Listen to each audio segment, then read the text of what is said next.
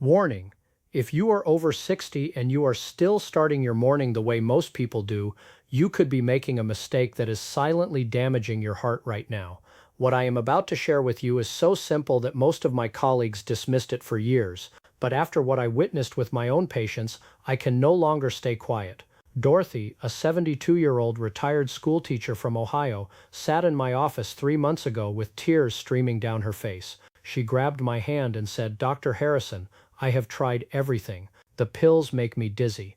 I cannot play with my grandchildren anymore. I feel like I am losing myself." And what she told me next changed the way I practice medicine forever. Let me take you back to that day. Dorothy had been teaching elementary school for 41 years before she retired.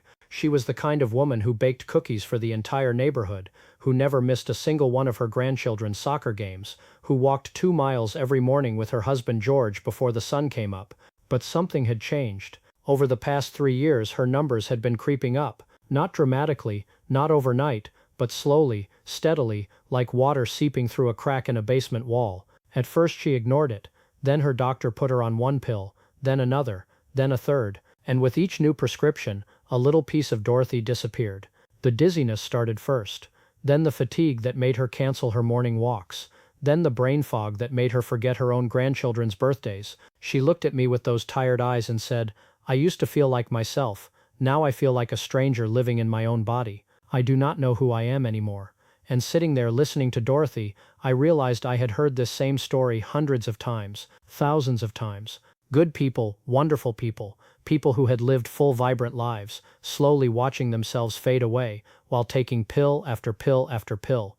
But here is what nobody tells you. Here is what I wish someone had told Dorothy years ago. Your body is not broken. Your body is not the enemy. Your body is actually trying to tell you something. And for most of my career, I was not listening.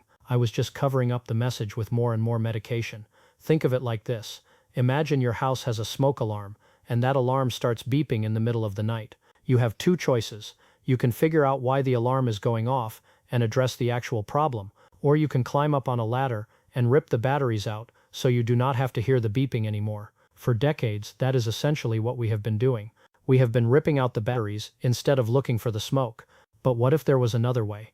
What if there was something so simple, so natural, so accessible, that it could help your body do what it was designed to do all along? Let me tell you about Robert.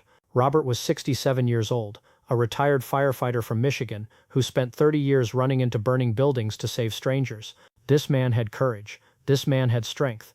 But when he walked into my office last year, he looked defeated. His shoulders were slumped. His voice was barely above a whisper. "Doc," he said, "I have been on these pills for 8 years now. 8 years. And every single day I wake up feeling worse than the day before. I used to carry people out of fires. Now I cannot even carry my own groceries without getting winded." Robert told me he had tried everything his previous doctors suggested. He had cut out salt until his food tasted like cardboard. He had tried exercising, but the medications made him so tired he could barely walk to the mailbox. He had even tried those expensive supplements from late-night television that promised miracles and delivered nothing. His wife Margaret sat next to him, holding his hand, and she said something I will never forget. "Doctor, I am watching my husband disappear. The man I married 43 years ago is fading away, and I do not know how to help him." And that is when I knew I had to do something different. Now, I need to explain something important before I go any further. What I am about to share with you is not magic. It is not a miracle cure. It is not going to replace your doctor or your medications overnight. But it is something that has been hiding in plain sight for generations, something that our grandparents and their grandparents knew about, something that modern medicine has largely ignored because there is no money in it. You see, think of your blood vessels like the plumbing in an old house. Over the years, things start to build up on the inside of those pipes. The water does not flow as smoothly as it used to. The pressure inside the system starts to rise because the same amount of fluid is trying to squeeze through a smaller and smaller space. Now, you could try to reduce the pressure by turning down the water supply. That is essentially what some medications do. Or you could try to force the pipes wider with chemicals. That is what other medications do. But what if you could actually help clean out those pipes? What if you could help them become more flexible again, more like they were when you were younger? That is where this morning drink comes in. Let me tell you about Patricia. Patricia was 71 years old, a grandmother of 9 from Texas who had spent her whole life taking care of everyone else. She raised 4 children, helped raise her grandchildren, volunteered at her church every Sunday, and never once complained. But Patricia had a secret. She was terrified. She had watched her own mother struggle with the same problem for years, watched her become a shadow of herself, watched her spend her final years confused and weak and dependent on others for everything. Patricia told me, with tears in her eyes, "Doctor, I cannot become my mother. I have too much left to do. My youngest granddaughter is only 4 years old. I need to see her graduate high school. I need to be there for her." Patricia had been on medication for 5 years, and while her numbers looked good on paper, she felt terrible in real life. She was tired all the time. She had stopped going to church because she was embarrassed about how often she needed to use the bathroom. She had stopped cooking Sunday dinners for her family because standing in the kitchen made her lightheaded. Her daughter Maria called me privately one day and said, "Dr. Harrison, I am losing my mom, not to illness but to these pills. She is not herself anymore. What can we do?" What I told Patricia, and what I am about to tell you, changed her life. But before I reveal it, I need you to understand something crucial. Your body is not your enemy. Your body is actually incredibly smart. It has systems and processes that have evolved over millions of years to keep you alive and healthy. But here is the problem. Modern life has thrown a wrench into those systems. The food we eat, the stress we carry, the way we sleep, the chemicals in our environment. It is like trying to run a car on the wrong kind of fuel. The engine is not broken. It is just being given the wrong inputs. So instead of asking how can we override what the body is doing, I started asking a different question. How can we give the body what it actually needs so it can heal itself? Think about it like a garden. If your tomatoes are wilting, you do not paint them green to make them look healthy. You figure out whether they need more water, more sunlight, better soil. You address the root cause, not the symptom. That is exactly what this morning drink does. It gives your body specific things it needs to support the health of your blood vessels naturally. It is like giving that old house plumbing a deep clean from the inside, while also making the pipes more flexible and resilient. Now let me tell you about Harold.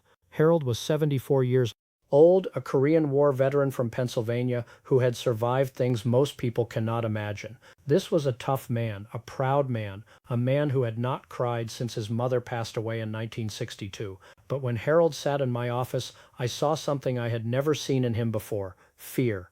"Doc," he said, his voice cracking, "my grandson just had a baby, my first great-grandchild, a little girl named Emily, and I am terrified I am not going to be around to see her grow up."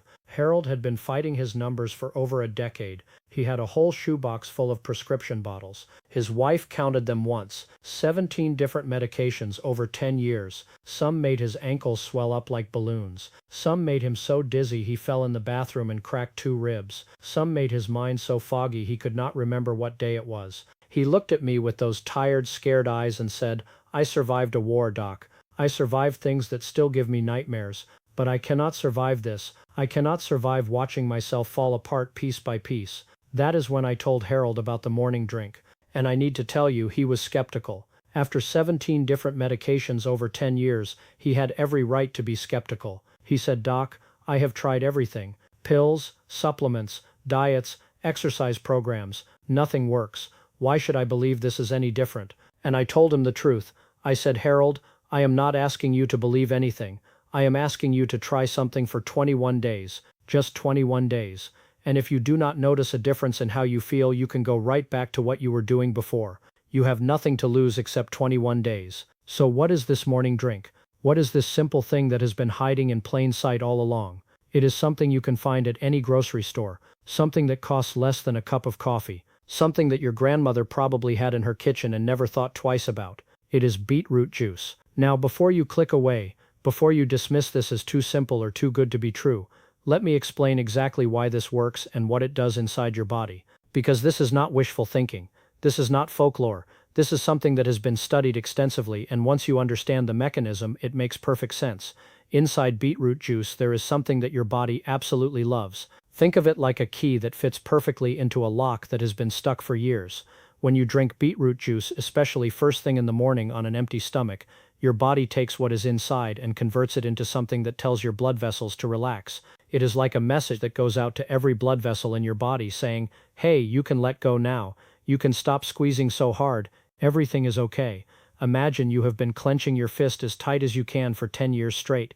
Your hand would be exhausted. The muscles would be screaming. Now imagine someone comes along and gives you permission to finally let go, to finally relax, to finally rest. That is what happens to your blood vessels when you give them what they need. But here is the thing most people do not understand. Your body actually produces this relaxing substance on its own when you are young. But as you get older, as stress accumulates, as your diet changes, your body produces less and less of it. It is like a factory that used to run 3 shifts but now barely runs one. By the time you are 60 or 70, your body might be producing a fraction of what it made when you were 30. Beetroot juice provides the raw materials your body needs to make more of this relaxing substance. It is not forcing anything. It is not overriding anything. It is simply giving your body back something it has been missing. Let me tell you what happened to Dorothy. After our conversation, Dorothy started drinking 1 glass of beetroot juice every morning, about 8 ounces, right after she woke up, before she ate anything else. She told me she was not expecting much. After all, she had tried countless things before. The first few days she did not notice anything different. She almost gave up. But her husband George encouraged her to keep going. Just give it a chance, he said. What do you have to lose? Around day 10, something strange happened. Dorothy woke up one morning and realized she had slept through the entire night without getting up once to use the bathroom. That had not happened in 3 years. By day 14, she noticed she was not getting dizzy when she stood up from her chair. The fog in her head was starting to lift, and by day 21, Dorothy called me and I could hear the difference in her voice before she even told me the news. "Dr. Harrison," she said, "I went for a walk this morning, not a short walk, a real walk, 2 miles, just like I used to do with George before all this started, and I felt good. I felt like myself again. Now, I need to be very clear about something. Dorothy did not throw away her medications overnight. That would have been dangerous and irresponsible. But what happened over the following weeks, working closely with her doctor, was that she was able to gradually reduce what she was taking. Her body was finally getting support. Her blood vessels were finally able to relax. The plumbing in that old house was finally getting the maintenance it needed. Robert, the retired firefighter, had a similar experience. He was even more skeptical than Dorothy because, well, Robert was skeptical about everything. But after his wife Margaret practically begged him to try it, he agreed to give it 21 days. By the end of the second week, Robert said something that made Margaret cry tears of joy. He said, "I carried the groceries in from the car today, all of them, in one trip, and I was not even winded." It sounds like such a small thing, but for a man who used to carry people out of burning buildings, not being able to carry groceries had been a daily reminder of everything he had lost. Within 6 weeks, working with his doctor, Robert was able to cut his medications in half. 6 months later, he was down to just 1 low-dose pill as a precaution. And last month, Robert sent me a photo of himself at his grandson's baseball game. He was standing in the bleachers, cheering, with a smile on his face that I had never seen in my office. He wrote on the back of the photo, "Doc, I got my life back. Thank you for not giving up on me. Let me tell you exactly how to do this, because the details matter. First, you want to get pure beetroot juice, not a sugary drink that has a little beetroot flavor. You can find it at most grocery stores, usually in the health food section or near the vegetable juices. Some people buy fresh beets and juice them at home, which is even better, but the bottled juice works just fine. Drink about 8 ounces, which is 1 cup, every morning on an empty stomach. This is important because your body absorbs it much better when there is no food competing for attention. Think of it like watering a plant when the soil is dry versus when it is already waterlogged. The dry soil absorbs everything. Wait at least 30 minutes before eating breakfast. Some people notice the effects within a few days. For others, it takes 2 or 3 weeks. Everyone is different. Be patient. Patricia, the grandmother from Texas, started this routine 8 months ago. Last Sunday, she cooked a full dinner for her entire family. All 4 of her children, all 9 of her grandchildren, and her husband of 52 years, all gathered around her dining room table while Patricia stood in her kitchen for 6 hours cooking her famous enchiladas. She called me the next day. Not because anything was wrong, but because she wanted to share something. "Doctor," she said, "my 4-year-old granddaughter Sophia helped me in the kitchen yesterday. She stood on a little stool and stirred the beans, while I told her stories about when her mama was little. And I thought to myself, I am going to be there when this little girl graduates high school. I know it in my heart. I am going to be there." Harold, the war veteran, the man who had not cried since 1962, sent me a letter 2 months after starting the morning drink. He wrote it by hand, in shaky but determined handwriting. "Doc, I want you to know something. Last week I held my great-granddaughter Emily for the first time. She is so small, so perfect, so full of possibility. And as I held her, I made a promise. I promised her that her great-grandpa is going to be around to watch her grow up. I promised her I would teach her how to fish, just like I taught her grandpa, just like I taught her daddy. For the first time in years, I believe I can keep that promise.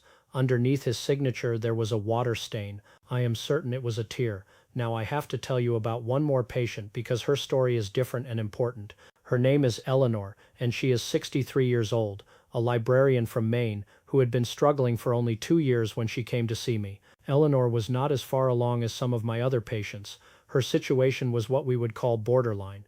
Her doctor had told her she would probably need to start medication soon if things did not improve. Eleanor was terrified of that path. She had watched her father go through it, watched the pills steal his energy and his joy and eventually his memory. She said, "Dr. Harrison, I do not want to end up like my dad. Is there anything I can do before it gets to that point?"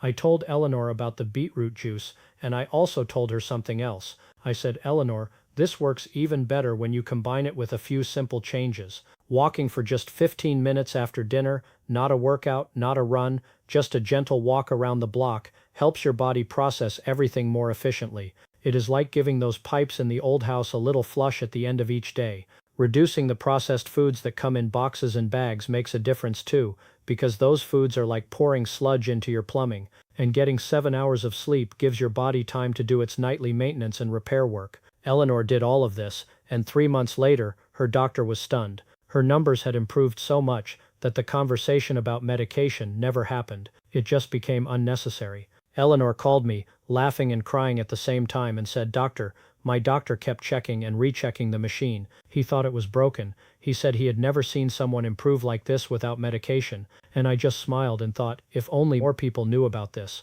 So here is what I want you to understand, and I want you to really let this sink in. Your body is not the enemy. Your body is not broken beyond repair. Your body has been waiting, patiently waiting for someone to give it what it actually needs. For years, maybe decades, your body has been crying out for help, and all it has received is chemicals designed to override its messages instead of support its healing. Think of your body like a car that has been running on empty for years. You can put all kinds of additives in the tank to keep it limping along, but what it really needs is fuel. Real, honest, simple fuel. Beetroot juice is that fuel for your blood vessels. It is the raw material your body has been starving for. It is the missing piece that allows everything else to work properly. I think about all the patients I have seen over my 30 years of practice, all the Dorothys and Roberts and Patricias and Harolds and Elaners, all the people who came to me feeling hopeless, feeling like their best days were behind them, feeling like they were just waiting to fade away, and now I think about where they are today. Dorothy is walking 2 miles every morning with George again. Robert is cheering at his grandson's baseball games. Patricia is cooking Sunday dinners and making memories with her grandchildren. Harold is holding his great-granddaughter and making promises he believes he can keep. Eleanor is living proof that it is never too early to start taking care of yourself. Every single one of them started with the same simple step. 1 glass of beetroot juice every morning. That is it. No complicated protocols, no expensive equipment, no prescription required. Just one simple drink that gives your body the support it has been desperately asking for. I want you to imagine something. I want you to imagine what your life could look like 6 months from now. Imagine waking up feeling rested and clear-headed. Imagine walking through your neighborhood or playing with your grandchildren without feeling winded or exhausted.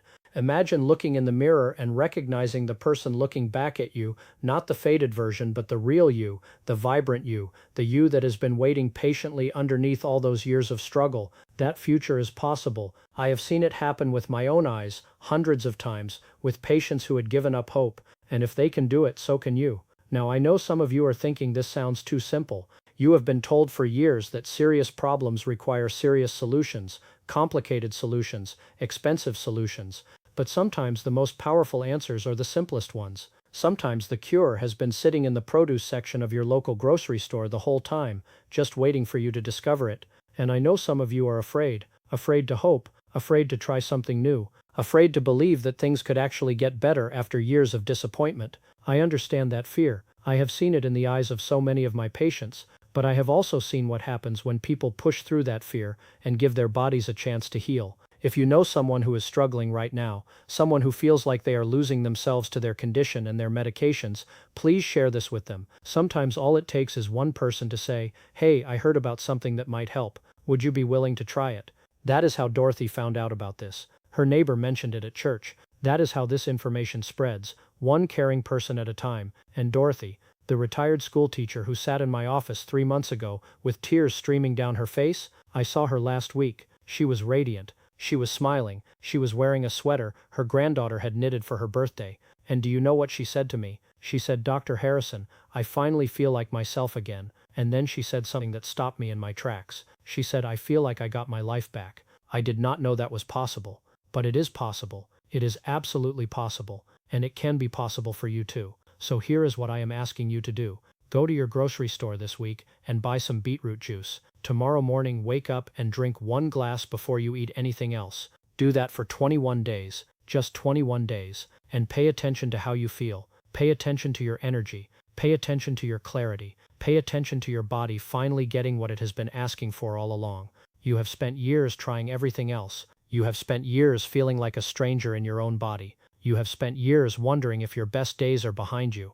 Maybe it is time to try something different. Maybe it is time to give your body a chance to show you what it can do when you finally support it instead of fight against it. Your grandchildren are waiting. Your best memories are still ahead of you. And somewhere inside you, the real you is still there, just waiting for a chance to come back. Give yourself that chance. Give yourself 21 days. You have nothing to lose and everything, absolutely everything to gain.